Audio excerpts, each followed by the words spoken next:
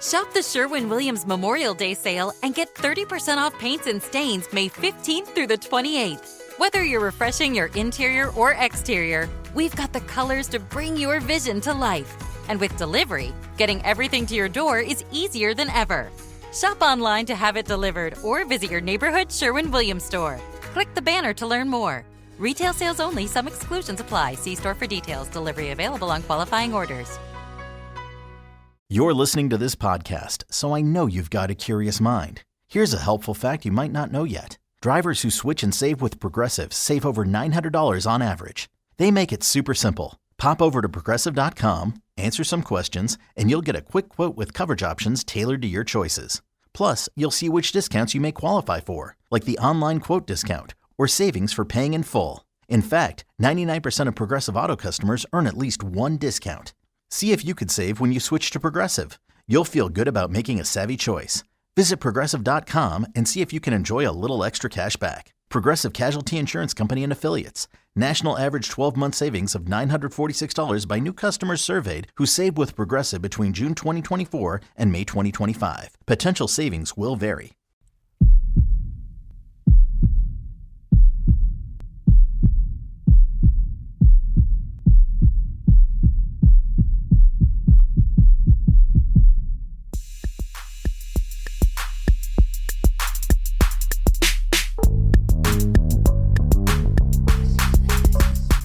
Hi, welcome to Crime Clueless. We're your hosts. I'm Jenna.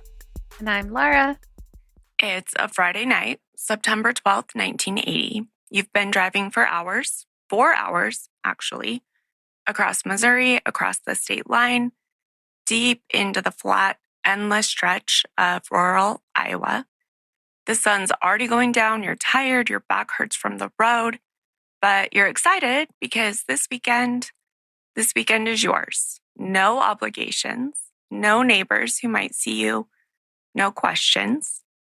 Just you and the person sitting next to you and a hotel room far enough away from home that nothing has to be real until Monday.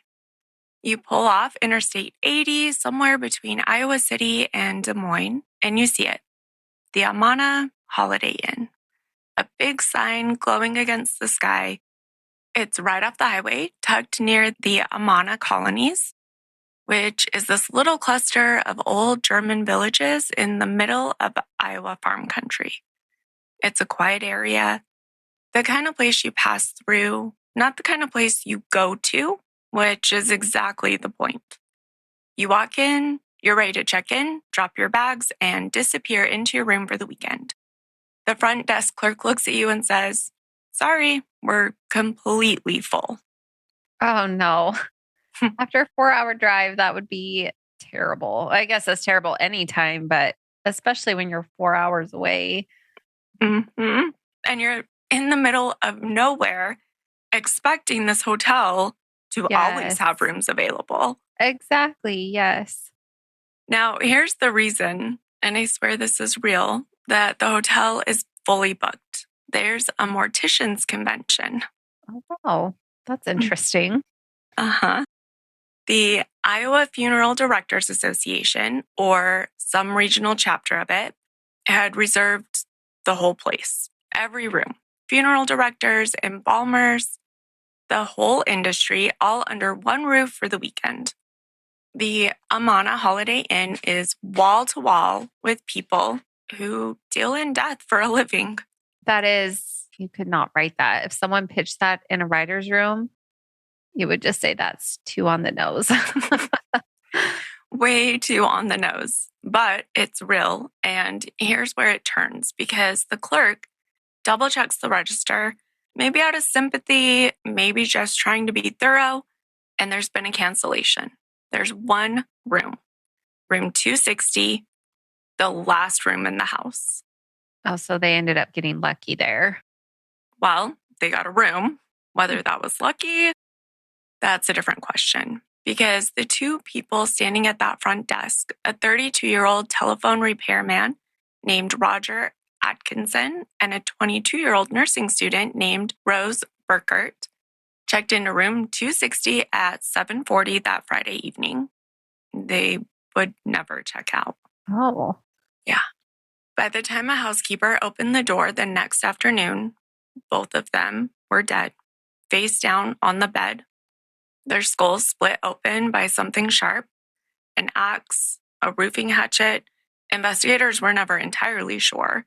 There's blood on the walls, blood on the headboard, and a crime scene so strange, so full of details that don't make sense, that 45 years later, people are still trying to figure out what happened inside room 260. Wow, that's just crazy. It almost sounds like a murder mystery game. It doesn't even sound real, but I already have a lot of questions, so can't wait to hear what happens. Well, this case has no shortage of questions. I agree with you. The problem is it's a little bit short on answers. So, oh no. See what I can answer for you. Okay. So before we get into what happened inside that room, before the crime scene, before the suspects, before any of it, let's spend some time with Roger and Rose, because who they are, and more importantly, what was going on in their lives leading up to that night, that matters. It matters a lot because there are details in their backgrounds that really become suspect lists later on. Yeah, and I think that's important because right now all we really know is that 2 people checked into the room, didn't make it out. I just want to know who they were outside of that room and what was going on there. So let's start with Roger. He was born May 30th, 1948 in St. Joseph, Missouri. He was one of 7 kids. He came from a blue-collar family.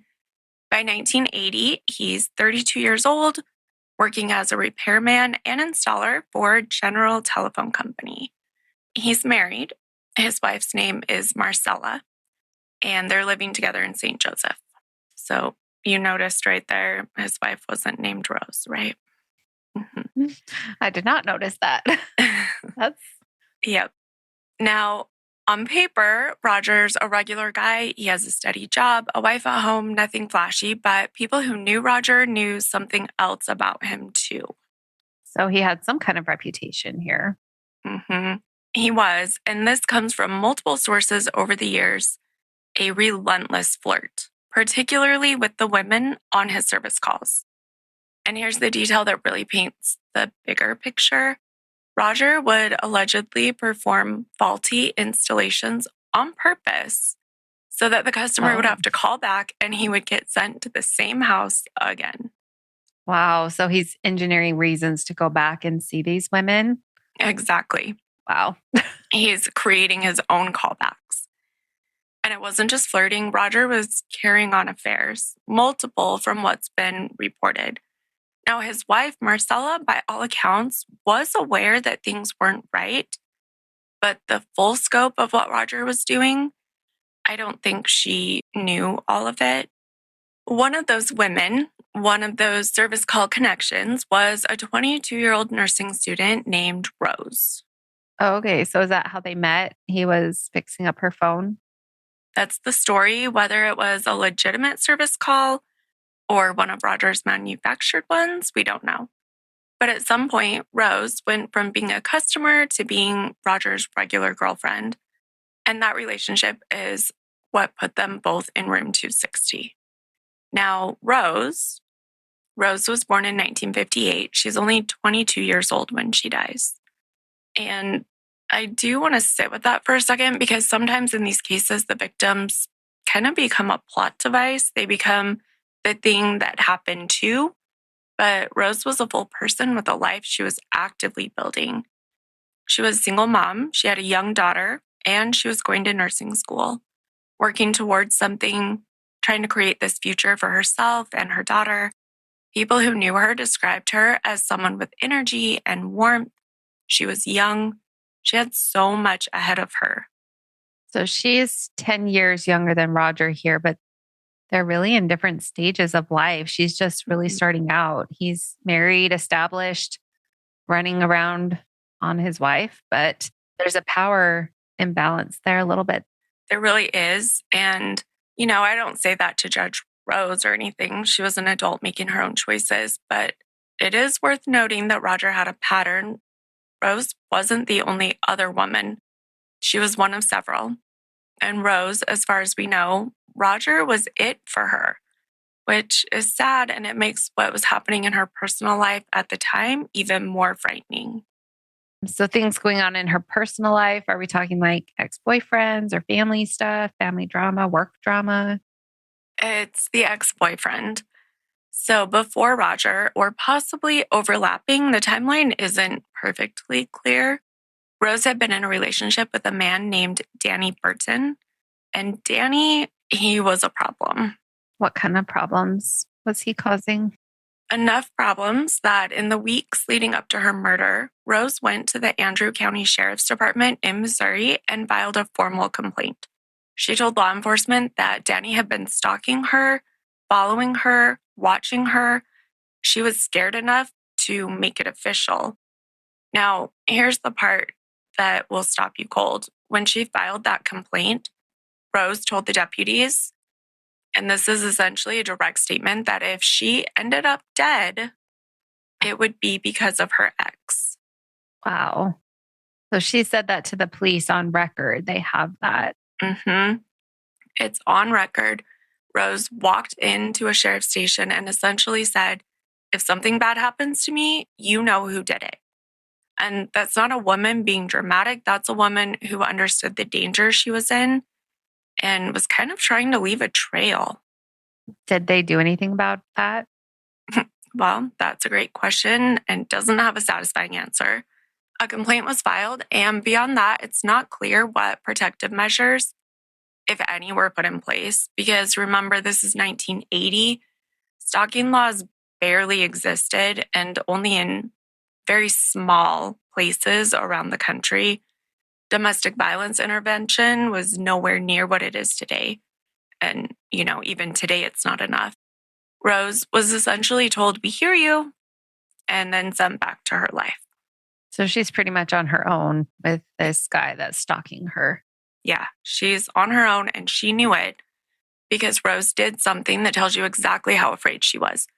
She got a dog, not a puppy, not a cute companion. She got a dog for protection, something to bark, something to stand between her and whatever Danny might do next. Okay.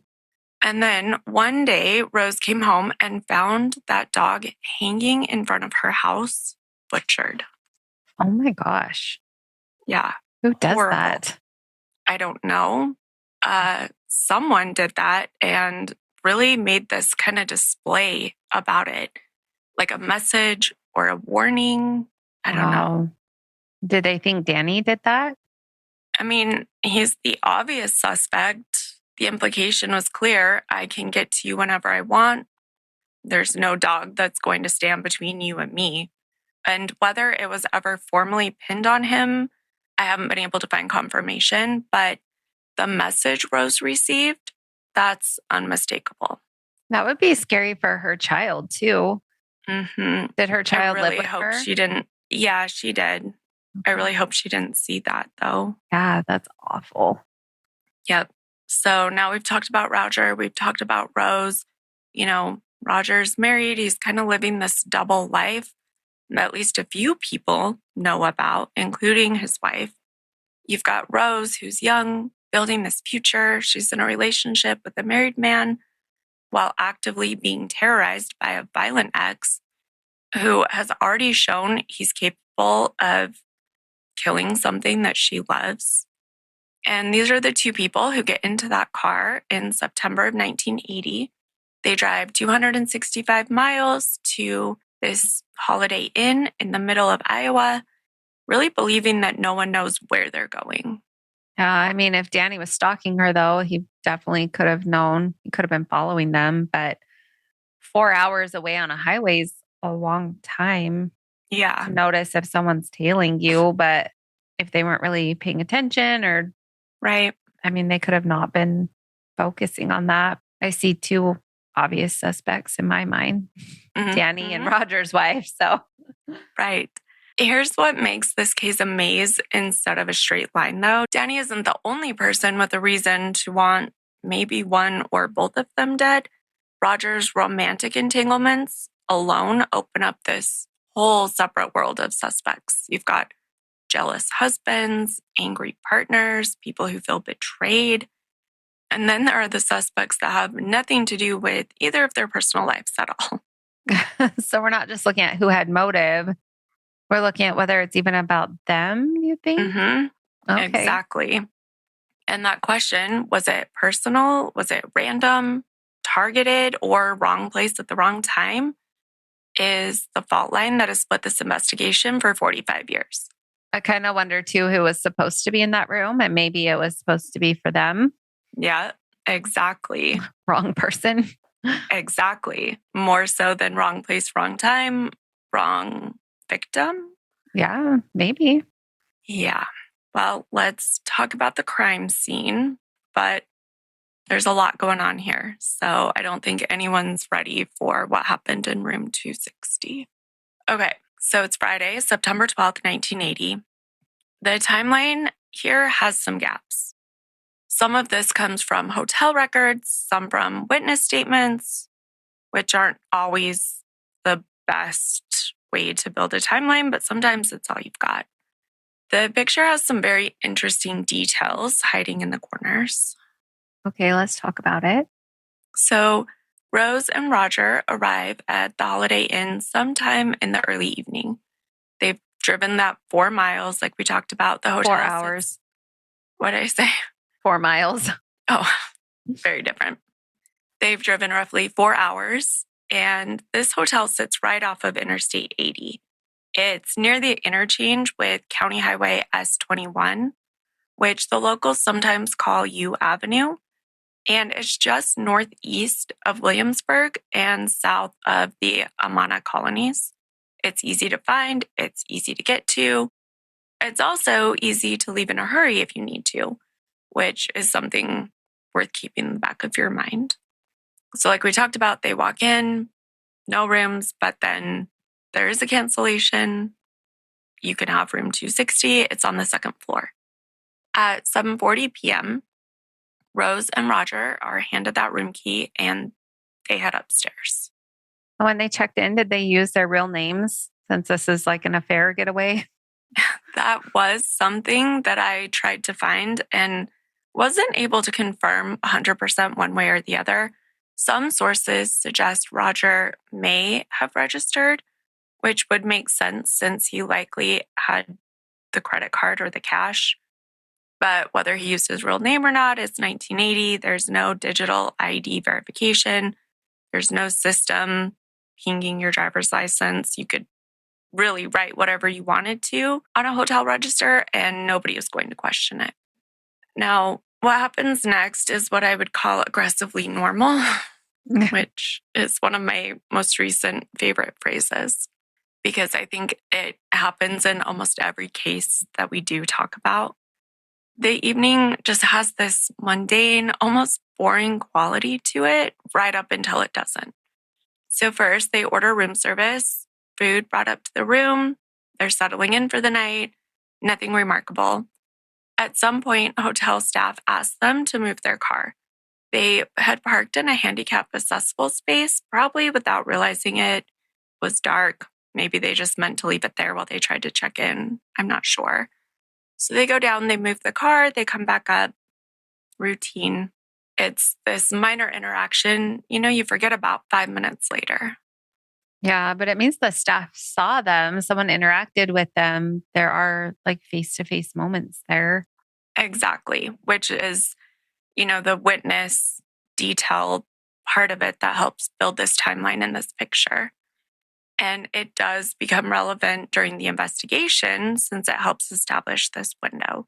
Staff can confirm they were alive, they were present, everything seemed normal, no signs of distress, nothing wrong.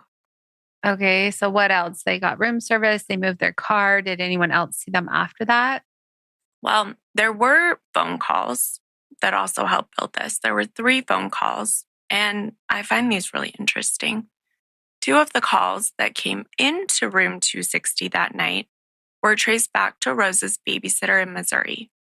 That makes sense. Rose is a single mom. She left her daughter with someone, and the sitter is checking in, or it's Rose checking on her child.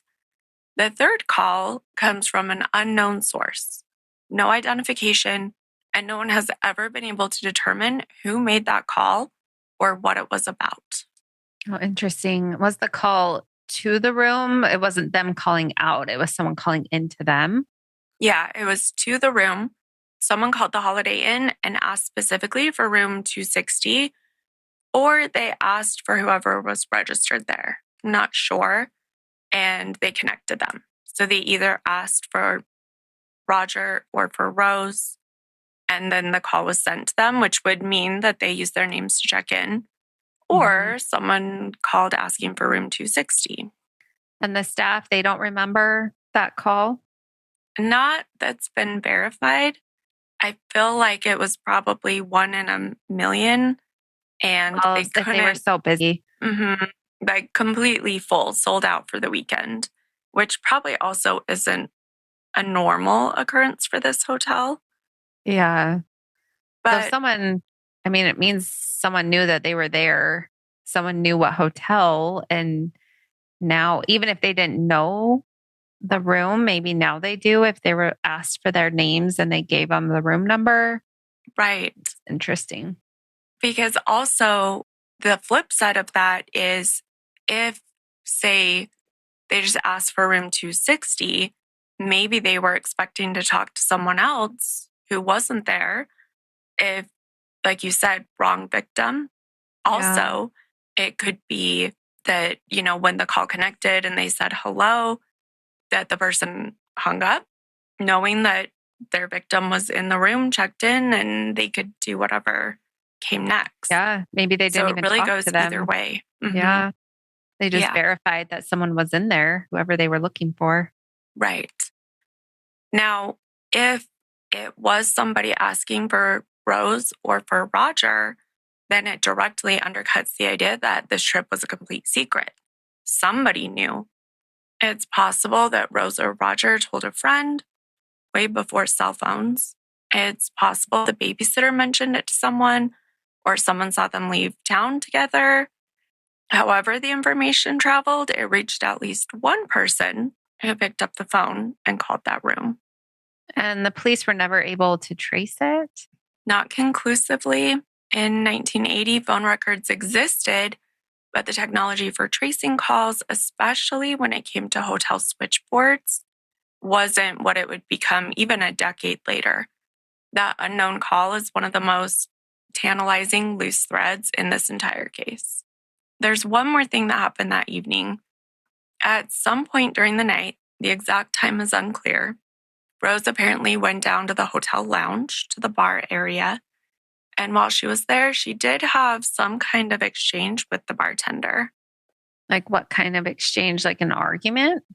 And that's what multiple sources describe it as. Like a confrontation, an argument. The specifics of what it was or what it was about have never been made fully public. We don't know if it was a dispute over a drink or something the bartender said, maybe something Rose said. We don't know if Roger was with her, if she went down alone. What we know is that there was this friction between Rose and the bartender working in the lounge on the night of September 12th. Does that bartender become a suspect later? Yeah, a significant one. And we will definitely talk more about that. Which, this whole thing with the bartender, it might mean nothing, but might mean everything. What we know is it happened. So after Rose has those words with the bartender downstairs, the night goes quiet. And I mean quiet because here's the thing that's almost impossible to believe. This is a fully booked hotel. There are people in the rooms on either side of 260. There are people across the hall. There are people below. There are morticians and funeral directors and hotel staff everywhere. The building is full of people and nobody hears a thing. Nothing? That's so crazy. No screaming, no hitting walls, nothing like that? Nothing that anyone ever reported. No guests called the front desk about noise. No one knocked on the wall to complain. No staff heard anything unusual during their rounds. Whatever happened inside room 260 that night, and what happened was violent. It was brutal. somehow it happened in silence, or at least in enough silence that it didn't register above the ambient noise of a full hotel on a Friday night. So interesting. I mean, TV was probably on. You mentioned that earlier. Do you think that could mask the sound? But you would think screaming and a struggle would sound much different than TV noise. And yes, the TV was playing when the room was eventually opened. So you do have some kind of background noise, probably also air conditioning and just the general hotel hum. If the victims were asleep or nearly asleep, maybe there wasn't enough time to scream. Maybe the first blow was enough to make sure there wouldn't be a scream at all.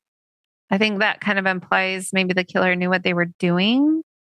Maybe this wasn't chaotic, maybe some kind of control or something. Control, or at the very least, efficiency. And that's a word that's going to come up again when we look at the crime scene, because there are elements that suggest planning, patience, and this deeply disturbing level of comfort. The night passes, Saturday morning comes, checkout time comes and goes. The do not disturb sign is hanging on the door of room 260.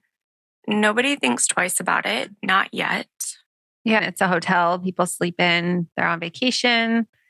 Late checkout doesn't always raise alarms, but I know a lot of hotels are pretty strict about that. So that's interesting. They're like, they're good to go. Right. And I don't know if they had only got the room for one night. That would make a difference to me. Yeah. And maybe I would guess that they were going to stay for the weekend. I can't imagine driving 4 hours away to stay one night. Right. There had to be closer places. Yeah. Even an hour away. They were staying the weekend, but because I mean, they didn't even get there till 7, almost 8 o'clock Friday night, and to leave the next morning. That's really bizarre. Checkout is always painfully early, 10 a.m., 11 a.m., right? Yes. By early afternoon, which shortly after noon on September 13th, which also the 13th, the Morticians, all of it. Housekeeping needs to turn the rooms over. The Morticians are leaving, new guests coming. A housekeeper makes her way down the second floor hallway to room 260.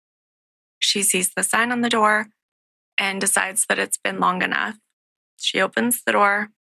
I'm guessing she wishes she hadn't, because what she found in that room, what investigators would spend the next 45 years trying to make sense of, it is horrific. And because of how horrific it is, we're going to give a content warning here before we go further. What was found inside room 260 is graphic and violent. We're going to be as respectful as we can, but this crime scene has details that maybe are difficult to hear, and I don't want anyone caught off guard. If you need to skip ahead, we understand. We get it. All right, so it's Saturday, September 13th. It's just after noon. The housekeeper, whose name has been kept out of most public reporting, and honestly, thank goodness for that, because what she walked into is something no person should have to carry. She makes her way to the second floor. She reaches 260. The do not disturb sign has been on the handle all morning. And under normal circumstances, you respect the sign, but it's past noon and the room should have been vacated. So I'm guessing they were checking out that day. Interesting. Or maybe they only had one room available. I don't know. Maybe they only had it available for that night. Yeah. Possibly. Maybe they even were supposed to be switching rooms. Yeah, maybe that room was booked the next night and they were going to move them to a different room. If the convention was wrapping up, they're like, okay, you can have this room tonight, but you'll have to move to a different room because that room is booked for somebody else. Right. Which I don't know why you wouldn't just move. I don't know. That doesn't make sense, but that could be the reason. Could be. The first thing that she noticed is blood. Before your eyes adjust, before you register anything else in the room, she noticed the blood. It's on the wall behind the bed. It's on the headboard. It's spattered in patterns that tell you immediately this wasn't a small amount of violence. This was sustained. Something happened in this room that involved force and repetition and rage. The housekeeper sees enough. She doesn't go further into the room. She backs out and calls the front desk. Within minutes, hotel management is there, and shortly after that, law enforcement. What else did they find when they go in? I don't know that you want to know. I see your face. All right. So they find Rose and Roger on the bed. Both of them are lying face down, partially covered by the bedding, almost as if someone pulled the covers up over them. Or maybe they'd been in bed under the covers when the attack began. Roger is in his shorts. Rose is fully clothed. So they're on a romantic getaway. It's the middle of the night. She's fully dressed? Yeah. It's interesting. Investigators thought so too, and they really haven't come up with a clean answer. There are a few possibilities. Maybe Rose had gotten dressed to go somewhere, down to the lobby, to the vending machine, maybe back to the bar. Maybe she'd never had a chance to undress in the first place. Maybe something happened earlier in the evening and their mood had changed. Maybe she got up after something woke her up. Or maybe, and this is darker, she was dressed because she was preparing to leave because something had already gone wrong. Or maybe someone else was in the room with them. Maybe it was like after she went down to the bar and came back. Possibly. That's the other read. And that connects to what investigators found with the chairs, which we'll get into in a moment. But Rose being fully clothed in the room where her partner is not fully clothed is a detail that doesn't fit the simple narrative of couple goes to sleep and then gets attacked. Something else was happening in that room before the violence started. Now, the injuries. Both victims were struck multiple times in the head with what investigators determined was a sharp, heavy-bladed instrument. The best guesses have been an axe, a roofing hatchet, or some similar tool. Something with weight behind the blade, not like a kitchen knife or something like that. Roger appears to have been awake or at least semi-conscious when the attack happened because several of his fingers were severed. It was defensive wounds, like he raised his hands instinctively to protect his head, and whatever was swinging was strong enough and heavy enough, and it went straight through them. Wow, that's pretty horrible. Yeah. Interestingly, Rose showed no similar defensive injuries, which could mean she was struck first, maybe while she was asleep, and never had the chance to react. Or it could mean the attack on her was so fast that it was over before she could even respond. Investigators used a specific word to categorize what happened in that room. They called it overkill. What exactly do they mean by that? Just that it was way more than what was needed to take these people out, I guess? Yep, more force than was necessary to cause death. And not just a little bit more, significantly more. When you see overkill in a crime scene, it almost always points in one direction, emotion.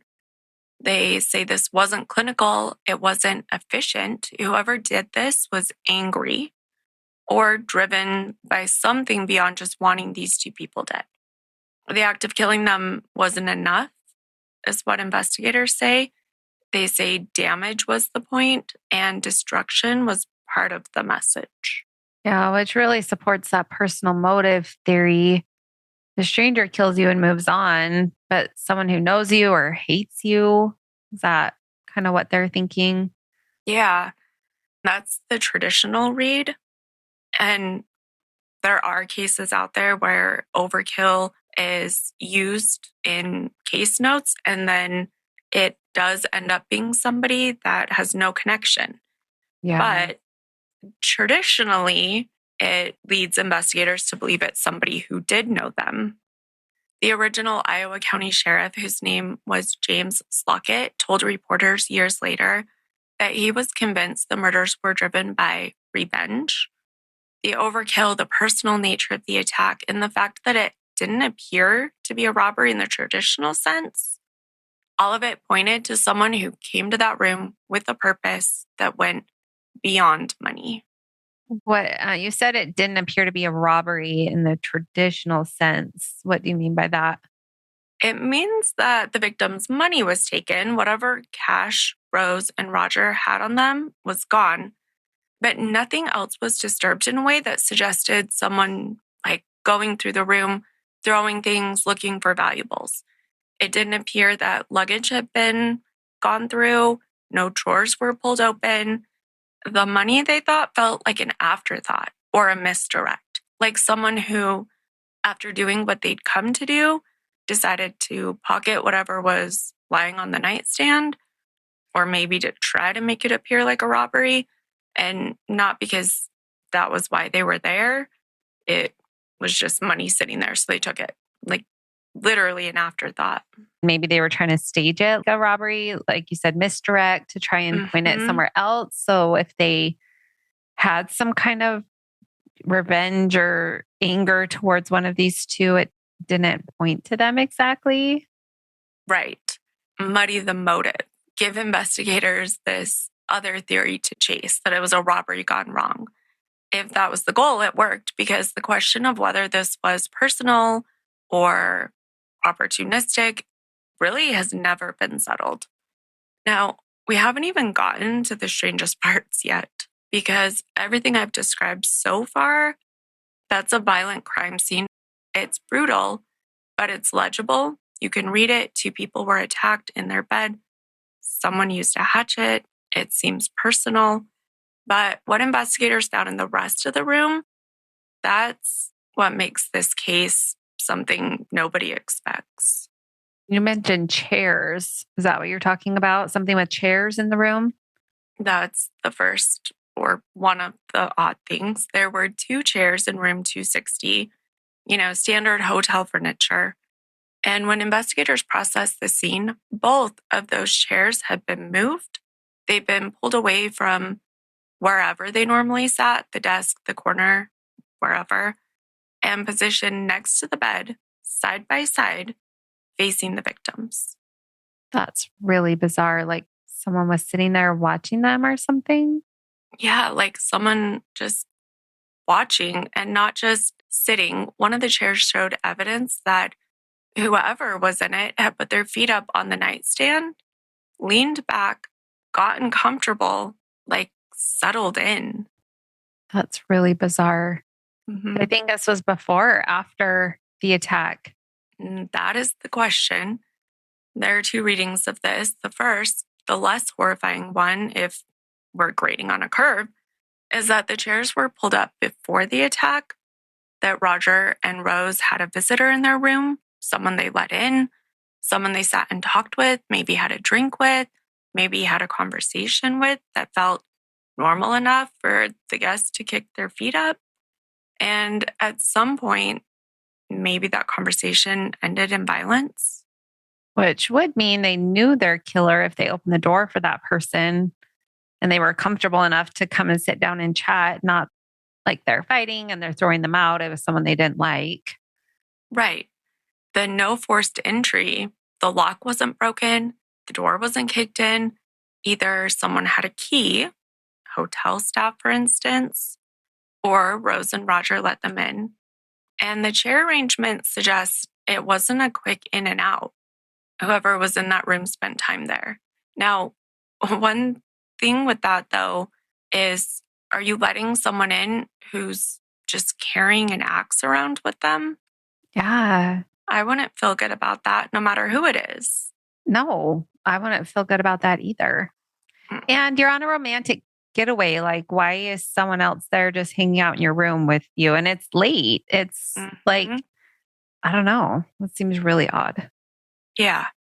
Now, the second reading, the more horrifying one, is that the chairs were pulled up after, that the killer attacked Rose and Roger in their bed and then, covered in blood, still holding onto the axe, dragged 2 chairs over to the bedside, sat down, stayed, put his feet up, sat with it. That is a horrifying thought. just seeing what he had done, I guess. Yeah. And how do you, I keep thinking, when you said that about the killer, likely they're covered in blood. They have this axe. How do they get out of there? Well, they do spend some time in the bathroom. So we'll get to that. Okay. And along with that, the hotel is fully booked. It's not like they could go back to another room either, unless they were already staying there. But right. So then you came to this conference. You brought an axe with you to this conference. In your suitcase, maybe? And you met two people randomly who wanted to talk to them about. Well, I was thinking unless Rose and Roger hadn't prepared like booking ahead for this. So it's not like someone else could have knew they were going here and called and booked ahead, because it had been a while that the conference had been planned. It's not like they had open rooms for someone else to book, even when Rose and Roger didn't. And you would think, though, if it was someone who had followed them, why they wouldn't let them into their room at midnight, not like if it's Danny, they're not gonna be like, come on in, have a drink with us.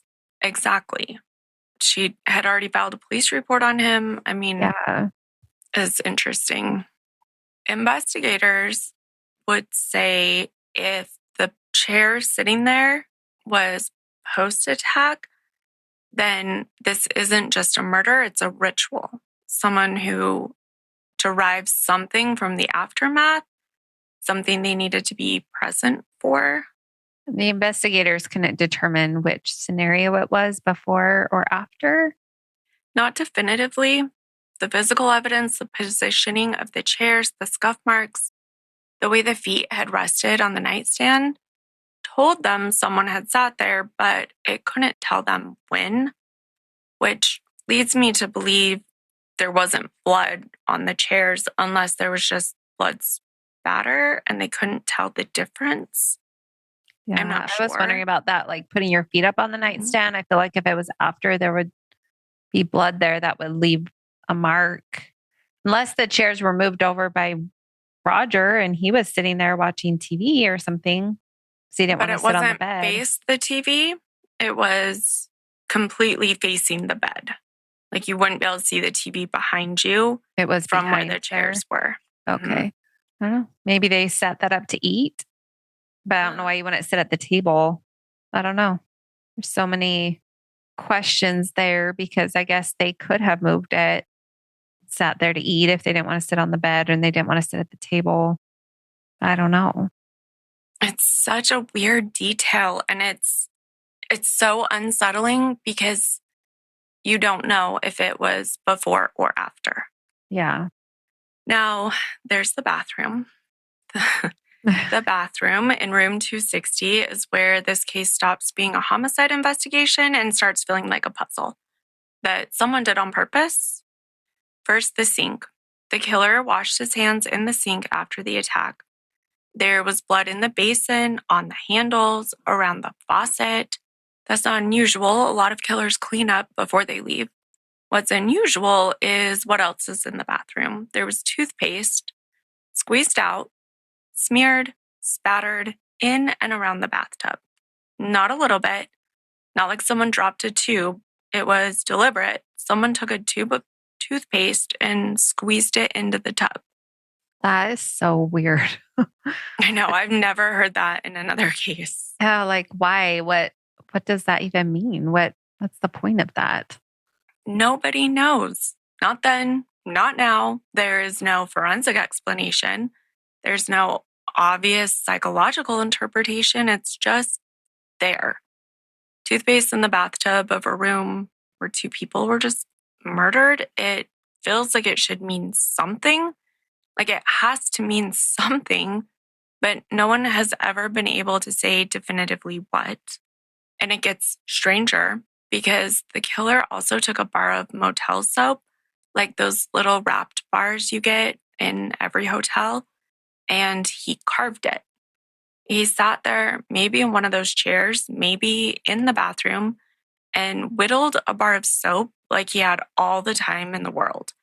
And the shavings were on the floor. That is so bizarre.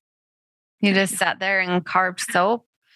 Are we sure this wasn't like a hobby of Roger's that while Rose was down in the lobby, he was carving soap? I mean, I guess technically there's no way to know. But it's still weird. It is. After carving the soap, he took that or another piece of it and wrote a message on the bathroom mirror. Some kind of writing, some kind of drawing. Investigators aren't entirely sure of the full content because the killer then wiped most of it away, like smeared it, erased it, almost all of it, except for one word. The one word left behind, legible in the glass, was this. Only this? Was it like at the beginning of what he smeared away or in the middle, do you know, or at the end or something? They've said different interpretations of it, like putting it at the beginning, usually, like this is what you deserve, or this is a warning, or this is me. So I believe that it was at the beginning and the rest was erased away, which interesting that you would still leave that one word if you kind of erased or smeared the rest of it. Yeah. I don't exactly know. And some people have even wondered if this wasn't the message at all. Like if it was just some kind of fragment of a different word or the end or middle or something that survived wiping off the rest of it. The real message. Did he write it in soap? On the mirror. Mm-hmm. Okay. Yeah. So it's almost like he wanted to leave a message, wanted to say something and then thought better of it and erased it, or wanted investigators to know there was a message without knowing what it said. It feels kind of serial killer-ish. Yeah. That's what I mean, where it's like some of it makes it feel like they were targeted, like the overkill. And then there are all of these other weird details that make it feel more ritualistic or somebody who had done it before. We're going to talk about 2 other cases that are eerily similar. Yeah, I was thinking that like kind of out there in the middle of nowhere is what you're saying, where this hotel was. And all these like weird details. It feels like if it was a revenge thing, they would have done it and ran out or something, like not hung around to play around in the bathroom. That makes it feel like a serial killer type person, which some of them are overkill. That's how they are. Absolutely. Which is probably why this case is so confounding and still has people scratching their heads. Yeah. Because I'm sure they have a reason, but like you said, how do we know that it wasn't Roger who whittled the soap? How do we know that Rose didn't write on the bathroom mirror with it, like leaving a sweet message for Roger? Maybe a dirty message that they tried to wipe off and wouldn't come off before housekeeping came back. You know what I mean? Yeah. So that is something I'm curious about, is how they know that that was the killer and not Roger and Rose. Well, that's why I asked what it was written in, because if it was like blood written on the mirror, that's a whole different story. Totally. Or if there's blood on the soap or things like that too. I don't know. It's just weird details. They are. It's hard to even know what to say about some of the details, right? Yeah. Investigators have also considered that the absence of the message is the message. Like, I was here, I had something to say, and I've decided you don't get to know what it is. Like having some kind of control or power, someone playing a game with the people he knows will eventually walk in the room for this crime scene. It just doesn't feel like a jealous ex-boyfriend, kind of like I said before, but the stalking, the dog, the rage, to go there and do that in a state of fury and then just sit down and do all these weird things in the bathroom, it just doesn't make sense. Right. I feel like that too. And maybe it's this same person that had been stalking Rose and kind of making her life miserable. But after doing this extreme violence, maybe entered some kind of like altered psychological state. The adrenaline crashes, reality sets in, behavior can become erratic or hard to explain. Maybe it doesn't have to be a calculated serial predator. It could be someone who snapped, killed, and then didn't know what to do with themselves. So they sat for a minute. Blade was so... And again, maybe that was something that maybe Roger had done while Rose went down to the bar, and it wasn't actually that. But since you don't know exactly, it's hard to tell. There is the possibility that who did this wasn't acting out of personal revenge, that this was someone, for whatever reason, used the hotel room as like a stage and some kind of performance ritual. I don't know. Okay, and that is where we're going to leave part 1. But oh no. I know, I'm sorry. I hate when you do There's too much to this case, and I don't want to skip any of it because I find it so interesting and important to go through. Yes, I know. You always have all the details. I try. And this one sounds really baffling, so I'm sure that there are a lot of theories out there too. Yes, and suspects and other details that we haven't even got to yet. So don't forget to come back and listen to part 2, which is available in your feed right now. And thank you so much for joining us for this episode of Crime Clueless. If you were looking for the resources we use in this episode, you can find those on our blog, which is on our website, crimeclueless.com. And we'll also link it in the show notes. We would love to connect with you on Instagram or Facebook or YouTube.